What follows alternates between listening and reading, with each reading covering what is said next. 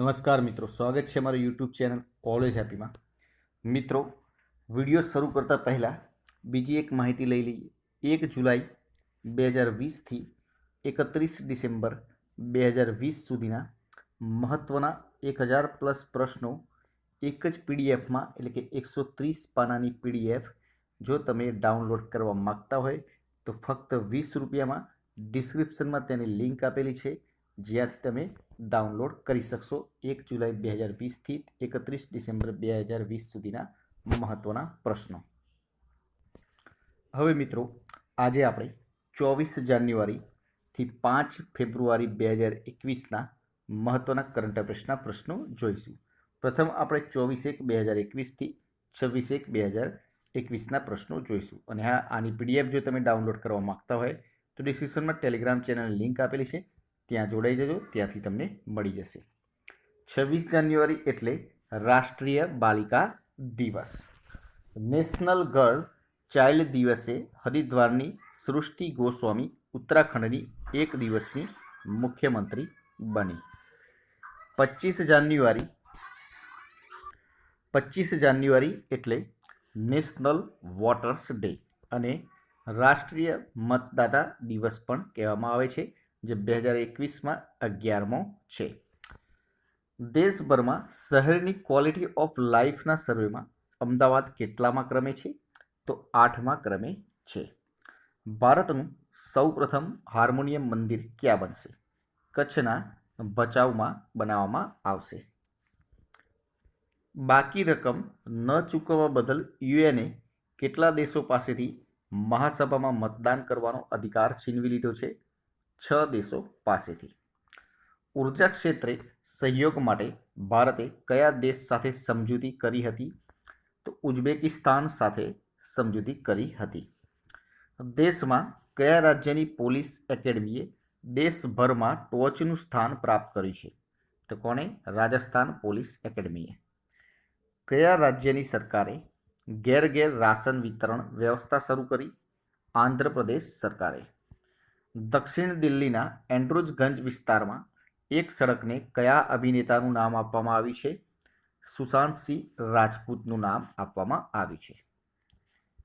ભારત સરકારે કયા દેશ પાસેથી 21 MiG-29 અને 12 સુખોઈ 30 MKI લડાયક વિમાન ખરીદવાનો નિર્ણય કર્યો છે? રશિયા પાસેથી. ભારતે કયા દેશ સાથે સબમરીન બચાવ સહયોગ સમજૂતી પર હસ્તાક્ષર કર્યા? સિંગાપોર સાથે. હિમાચલ પ્રદેશમાં પહેલું ઓનલાઈન યુવા રેડિયો સ્ટેશન લોન્ચ થયું છે. તેનું નામ શું છે? રેડિયો હિલ્સ યંગિસ્તાન કા દિલ. યુએનના 20 સભ્યના એડવાઇઝરી બોર્ડમાં કયા ભારતીય અર્થશાસ્ત્રીનો સમાવેશ કરવામાં આવ્યો? જ્યોતિ ઘોષનો. ગલવાનમાં શહીદ થનાર કર્નલ જેમને મહાવીર ચક્ર સન્માન આપવામાં આવ્યું તે કોણ?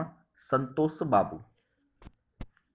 એલન મસ્કની કંપની સ્પેસ એક્સે એક જ રોકેટથી કેટલા સેટેલાઇટ અંતરિક્ષમાં મોકલી નવો રેકોર્ડ સ્થાપિત કર્યો?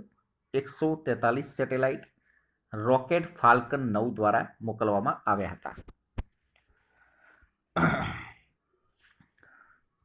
ક્લાઇમેટ રિસ્ક ઇન્ડેક્સ 2021માં જોખમ ધરાવતા દેશોમાં ભારતનો ક્રમ કેટલામો છે? 7મો ક્રમ છે. આ લિસ્ટમાં ક્લાઇમેટ ચેન્જ, બદલાતા પર્યાવરણ, ગ્લોબલ વોર્મિંગથી સૌથી વધુ નુકસાન કયા દેશને થયું છે, કયા દેશને થનાર છે, તેની વિગત આપવામાં આવી છે. હવે આગળ જોઈએ પદ્મ એવોર્ડ. તો સરકારે પદ્મ વિભૂષણ માટે 7, પદ્મભૂષણ માટે 10 અને પદ્મશ્રી માટે 102 એમ કુલ 119 નામ જાહેર કર્યા છે. પૂર્વ મુખ્યમંત્રી કેશુભાઈ પટેલને મરણોત્તર પદ્મભૂષણ જાહેર સેવા માટે, કવિ દાદુદાન ગઢવી સાહિત્ય શિક્ષણ ક્ષેત્રે, મહેશ નરેશ કનોડિયાને મરણોત્તર તથા ચંદ્રકાંત મહેતા સાહિત્ય શિક્ષણને પદ્મશ્રી એવોર્ડ આપવામાં આવ્યા છે. સવયા ગુજરાતી સ્પેનિશ નાગરિક ફાધર વાલેસ મરણોપરાંત પદ્મશ્રી એવોર્ડ. 29 વિજેતાઓ મહિલા, 10 પરદેશી નાગરિક, 16 એવોર્ડ મરણોપરાંત આપવામાં આવેલ છે.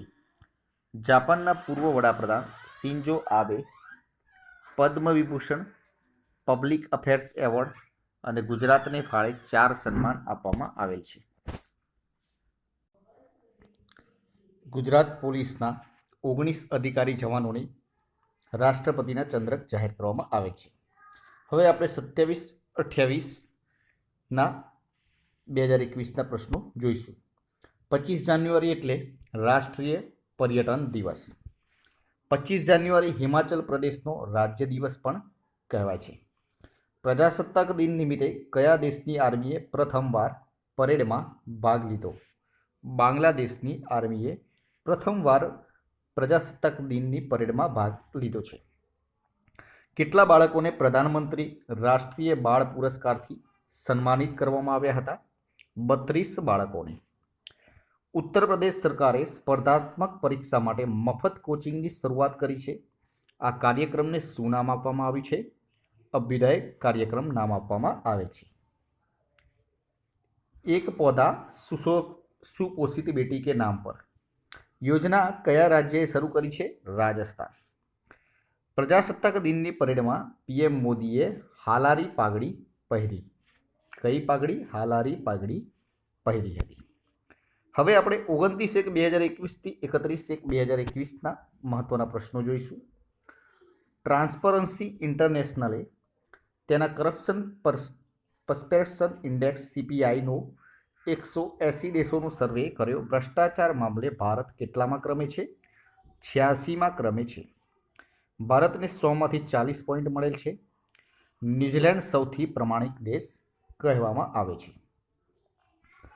30 જાન્યુઆરી એટલે શહીદ દિન તરીકે ઓળખવામાં આવે છે.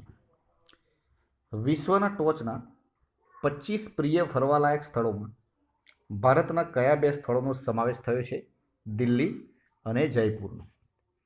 2020માં ફોરેન ડાયરેક્ટ ઇન્વેસ્ટમેન્ટ મેળવનાર દેશોની યાદીમાં કયા દેશે ટોચનું સ્થાન પ્રાપ્ત કર્યું છે? ચીને. નાવ પુસ્તકાલય ક્યાં શરૂ કરવામાં આવ્યું છે? કલકત્તામાં. પહેલું ભારતીય ગ્રે વુલ્ફ અભયારણ્ય ક્યાં શરૂ કરવામાં આવ્યું? કર્ણાટકના કોપ્પલમમાં. ઉત્તર પ્રદેશના કયા જિલ્લાને કોરોના મુક્ત ઘોષિત કરવામાં આવ્યો? કોસાંબી જિલ્લાને.